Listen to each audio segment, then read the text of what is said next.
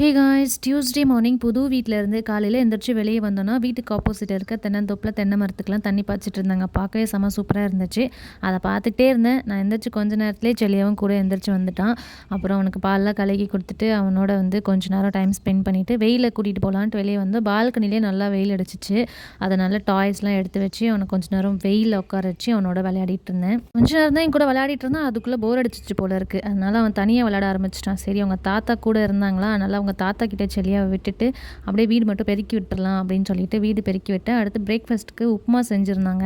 செல்லியாக்கு உப்புமா அந்த அளவுக்கு பிடிக்காது, ஆனால் முட்டை ரொம்பவே பிடிக்குமா. ஸோ இது ரெண்டுத்தையும் சேர்த்து இன்ஃப்யூஸ் பண்ணி ஊட்டி விட்டுறலான்னு பார்த்தா பையன் உஷாராக இருந்தான். முட்டை மட்டும்தான் சாப்பிட்டா, உப்புமா அந்த அளவுக்கு சாப்பிடல. ஒரு 2 வாய் தான் சாப்பிட்டான்.